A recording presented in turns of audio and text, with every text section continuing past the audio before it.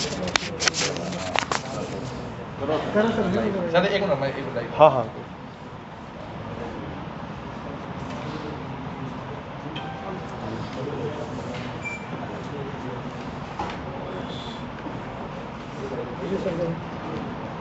सबसे पहले आप सबको नमस्कार। मैं एक बार सबसे पहले परिचय करवा दूं। इधर से मास्टर देवराज नांदल जी नांदल खाप के प्रवक्ता भी हैं और आजीवन सदस्य भी जाट संस्थाओं के। जलकंठ बलारा जी हैं, बलारा खाप से हैं, आजीवन सदस्य भी हैं। हरदीप लाव जी हैं, 84 खाप के प्रधान हैं और आजीवन सदस्य भी हैं संस्थाओं के। और जाट संस्था बचाओ जो हमारी समिति है उसके सारे सदस्य भी हैं हम। इधर तुलसी गरेवाल जी हैं, मैम जो ओबीसी के प्रधान हैं। सुखबीर दहिया जी हैं, तेलंगाना आर्य समाज से हैं संयोजक और साथ ही आजीवन सदस्य भी हैं। ये सोनू सरपंच जी हैं मकड़ोली से। इधर सुभाष कादयान जी हैं, आजीवन सदस्य भी हैं और जाट सभा रोहतक के सचिव भी हैं। इधर सांगवान साहब हैं। इधर प्रवीण दलाल पुराने स्टूडेंट हैं जाट स्कूल के और आजीवन सदस्य भी हैं। आज जो मुद्दा था आप सबके सामने, आप सबको यहाँ बुलाने का जो कष्ट किया, 4 तारीख को मुख्यमंत्री महोदय जाट शिक्षण संस्थाओं में भारतीय जनता पार्टी की प्रगति रैली करने के लिए आ रहे हैं और उसमें कोई वो नहीं, हम उनका स्वागत करते हैं। मुख्यमंत्री आए, संस्था सभी की होती है, लेकिन हमारी कुछ मांगे हैं, कुछ बातें हैं जो हम मुख्यमंत्री तक आपके माध्यम से पहुंचाना चाहते हैं। इसके बाद हम डिप्टी कमिश्नर से ही मिलेंगे और हमारी मांगे जो सीएम साहब तो पहुंचानी है उनको एक ज्ञापन भी देंगे। सबसे बड़ी और पहली मांग तो ये है कि 7 साल से जाट शिक्षण संस्थाओं में चुनाव नहीं हो रहे जब से भारतीय जनता पार्टी सरकार आई है। 2015 में पुरानी कार्यकारिणी बर्खास्त हो गई थी, उसके बाद 2022 आ गया, अभी तक चुनाव नहीं हुए।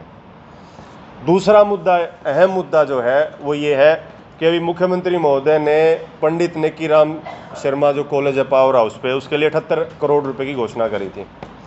तो हम भी आपके माध्यम से और हमारी सारी जो है आजीवन सदस्य जाट संस्था बचाओ समिति आपके माध्यम से भी एक अनुरोध करते हैं मुख्यमंत्री महोदय से। जाट संस्थाओं के हालात ख़राब हैं और हम तकरीबन 100 करोड़ रुपए संस्थाओं के लिए अनाउंसमेंट चाहते हैं।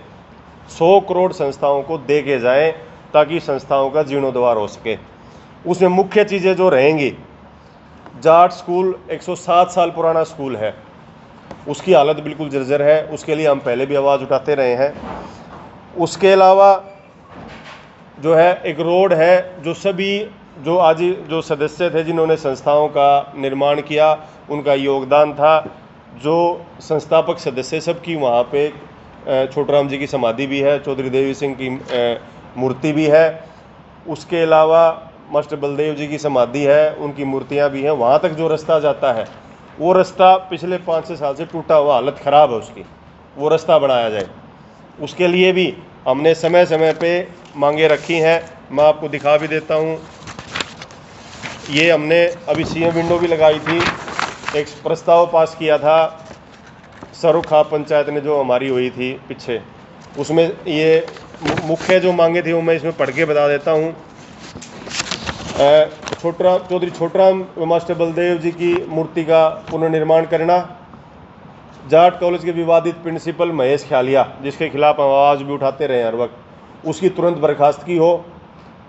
जाट कॉलेज में जो अवैध अखाड़ा था, वहाँ जो अवैध वसूली होती थी करोड़ों रुपए, उसकी सारी जांच हो। ये सारी हमने इससे पहले भी मुख्यमंत्री महोदय को, आप देखिए सारे हरियाणा की पंचायत की खापों के आजीवन सदस्यों के साइन है इसके ऊपर, हमने भेजी थी। सीएम विंडो पे लगाई है ये, क्योंकि माध्यम यही है सीएम साहब से जल्दी मिलने का कि आप सीएम विंडो पे लगाएं। इसके अलावा जो अन्य हमारी मांगे हैं, एक पीएफ घोटाला हुआ था, उसके आदेश हुए थे कि उसकी जांच रिटायर्ड सेशन जज से हो। वो कॉपी मैं आपको दिखाता हूँ, ये कॉपी रिटायर्ड सेशन जज से जांच होनी चाहिए, उसकी आज तक नहीं हुई। सीएम विंडो पे लगा रखी थी हमने। हम सीएम साहब से सीधा अनुरोध कर रहे हैं इन सब चीज़ों के लिए कि वो अपनी मीटिंग में, अपनी सभा में जाट संस्थाओं के लिए 100 करोड़ के साथ साथ इन सब चीज़ों पे भी एक बार गौर करें। और इसके अलावा जो है और जो मांगे हैं, कुछ नए कोर्सेज जाट संस्थाओं में शुरू करने हैं, जैसे GNM, ANM, JBT नहीं है, जिससे कि प्रोफेशनल कोर्सेज शुरू हो सकें।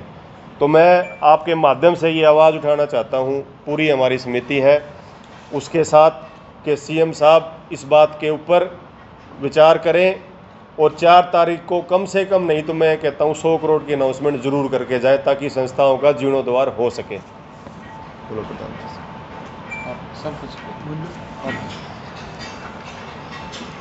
मेरा नाम हरदीप सिंह अलाउत, प्रधान 84 खापरों तक, और मैं इसका भी जो हमारी काम सदस्य कमेटी है इसका भी सदस्य हूँ और आजीवन सदस्य भी हूँ। मेरी सबसे पहले यही मांग है कि जो जाट संस्था खंडर हो चुकी है इसके निर्माण के लिए जो काम करे ही करे सरकार, और जो हमारी मांग है 100 करोड़ की, अब इसमें 100 करोड़ की घोषणा करके जाए और उसको घोषणा ना करके जाए, उसको इसमें लागू करने का भी अमल करके जाए। नहीं तो ये बहुत ने कई बार घोषणा करते हैं और फिर लगना कुछ नहीं है। तो हम एक रिक्वेस्ट करते हैं, घोषणा के साथ साथ उसको लगाने का भी काम करें, और इस संस्था का बिल्कुल जो खंडर हो चुकी है इसको एक बढ़िया बनाने का काम करके जाए। हमारा यही रिक्वेस्ट है और यही CM साहब से अनुरोध है। प्रधान जी तुलसी ग्रेवाल जी। पीछे सर छोटू राम के नाती चौधरी वीरेंद्र सिंह जब आए थे, जब वो लोहा मंत्री थे, तो उन्होंने कहा था कि 51 लाख रुपए देंगे और जितना लोहा लगेगा सर छोटू राम के नाम से ऑडिटोरियम बनने का, और लोहा भी उपलब्ध करवाएंगे। ना तो वो लोहा मिला, ना कोई किसी प्रकार की नींव रखी गई। हमारी मुख्यमंत्री से ये भी निवेदन है कि सर छोटू राम के नाम से एक विशाल ऑडिटोरियम भी यहाँ बनाया जाए। उसका जो है शिलान्यास आज से 5 साल पहले हुआ था, उसके बारे में भी हम अनुरोध करेंगे मुख्यमंत्री महोदय से कि 4 तारीख को इसके बारे में भी अपनी बात रखें कि भाई वो 5 साल से बन क्यों नहीं पा रहा है। उनकी तरफ से पैसा भी आ गया था, अब आराम जाने वो पैसा अकाउंट में है कहाँ है, वो तो संस्था जाने और सरकार जाने। मैं जलकर्ण बलारा जाट शिक्षण संस्था का छात्र भी रहा हूँ। हर एक आदमी को सिर्फ 2 चीज़ों से सबसे ज़्यादा प्यार होता है, एक तो अपना परिवार, अपना घर और अपना विद्यालय। मेरे इस विद्यालय का जो 100 साल पुराना है, 110 साल पुराना हो चुका है, इसका जो सत्यानाश देख करके हम मुख्यमंत्री से यही मांग करते हैं कि आपकी प्रगति रैली को हम जब ही सफल मानेंगे जब इस संस्था की दुर्गति को दूर किया जाए, क्योंकि संस्था में इतना बुरा हाल संस्था का हमने कभी नहीं देखा। तकरीबन 60 साल से तो हम इस संस्था को देख रहे हैं। अब हर एक जो भी सरकार आती थी कम से कम इस संस्था का ध्यान रखती थी, क्योंकि यही निर्माण होता है। ये इस ज़िले की सबसे पहली संस्था थी जिसने यहाँ शिक्षा का उद्यान किया, और शिक्षा समाज की प्राण होती है, इसलिए शिक्षा को अच्छी तरह बच्चे ले सकें, वहाँ बैठने की व्यवस्था, ऑडिटोरियम वगैरह जैसा सब ने कहा है उसकी व्यवस्था की जाए। दिनों दिन बढ़ती महंगाई ने आम आदमी इसका उद्धार नहीं कर सकता। सरकार से रिक्वेस्ट है कि इतनी बड़ी संस्था को जो है ना सरकार संभाले और इसका उद्धार करके शिक्षा का एक ऐसा केंद्र बनाए जिससे बच्चों को पढ़ने में बहुत ही सुविधा हो, उनका भविष्य बने। मास्टर जी। मैं देवराज नांदल हरियाणा के समस्त भारत अखिल भारतीय नांदल खाप का प्रवक्ता हूँ। मुझे बड़ी खुशी है हरियाणा के मुख्यमंत्री जी दूसरी बार हमारी जाट संस्था में आ रहे हैं, और इसलिए आ रहे हैं कि प्रगति की समीक्षा करेंगे, हरियाणा की प्रगति की समीक्षा करेंगे। बीजेपी पार्टी की ओर से आ रहे हैं।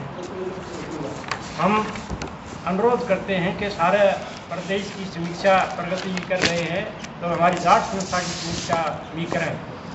बहुत सारे 7 साल से चुनाव हुए, बहुत सारी समस्याएं हैं जिनको बार बार हमारी कमेटी लिखती रही है, उसकी ओर ध्यान दें और जितनी भी समस्याएं हैं उनका मौके पर निराकरण करें। जो रास्ते की समस्या है, चाहे बिल्डिंग की समस्या है, चाहे अनियमितता है, इनडिसिप्लिन है, प्रिंसिपल की नियुक्ति गलत है, उसकी जांच करा करके तुरंत जो है संस्था का सुधार करें। और ये संस्था ऐसी है जो उत्तरी भारत में प्रसिद्ध थी कभी, तो आज भी छत्तीस बिरादरी की संस्था है। ये नाम जाट संस्था जरूर है, बहुत बड़े बड़े हर जाति के व्यक्ति यहाँ से महान व्यक्ति बन के गए हैं।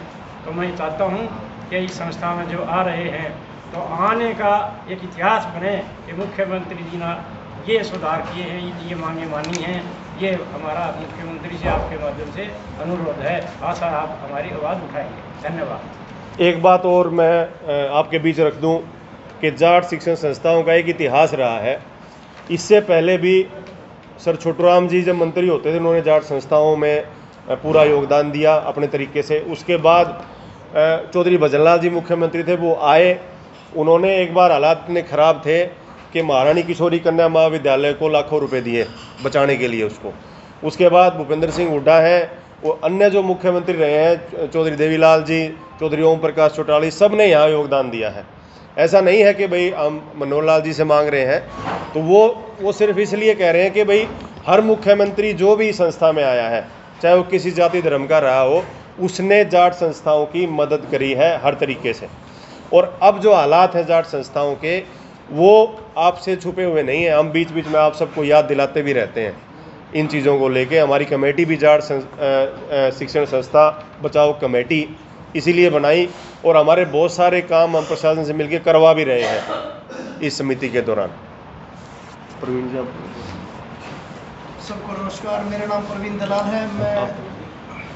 मैं जाट स्कूल में 1993 तक पढ़ा हूँ, और अब जब जाट स्कूल की तरफ जाते हैं तो उसकी बिल्डिंग की बड़ी ख़राब हालत है। जो जाट स्कूल के प्राचार्य हैं उनको स्टूडेंटों से अनुरोध करना पड़ रहा है कि भाई आप संस्थाओं में कुछ योगदान दें जिससे इसकी बिल्डिंग को ठीक कराया जा सके। तो मेरा भी मुख्यमंत्री साहब से अनुरोध है वो इस और ध्यान दें और संस्था में जल्द से जल्द चुनाव कराएं ताकि इन संस्थाओं का कुछ उद्धार हो सके। धन्यवाद। अब आप लोगों में कोई सवाल हो तो आप ले सकते हैं। मुख्यमंत्री से मिलने का भी कुछ दो शब्द में भी नहीं बोलता हूँ सर। जिस प्रकार से आपने पहले भी ज्ञापन वगैरह दिए, मुख्यमंत्री को अपनी मांगे रखी और उस दौरान पूरी नहीं हो पाई, क्या आपको उनको लगती है कि घोषणा पूरी करेंगे? देखिए, ऐसा है, सीएम विंडो के माध्यम से हम वक्त वक्त पे ये सारी अपनी शिकायतें मांगे जो है मुख्यमंत्री महोदय को भेजते रहते हैं। उनमें से कुछ पे काम हुआ है, बहुत सारी बची हुई हैं। तो अब एक ऐसा मौका मिला है जब मुख्यमंत्री खुद जाट संस्थाओं में आ रहे हैं, तो आजीवन सदस्य होने के नाते और एक समाज से जुड़े होने के नाते हमारा फ़र्ज़ बनता है कि हम मुख्यमंत्री को एक बार याद दिला दें आपके माध्यम से और डीसी साहब के माध्यम से। अच्छा नागर साहब, ये जिस तरह से संस्थाएं काफ़ी दिनों से चुनाव लंबित हैं, सरकार की क्या मंशा लगती है कि सभी जो संस्थाएं हैं वो भी मांग कर रही है, चाहे वैश्य संस्था है और ब्राह्मण संस्था है, जाट संस्था है, या चुनाव क्यों नहीं, क्या मंशा लगती है?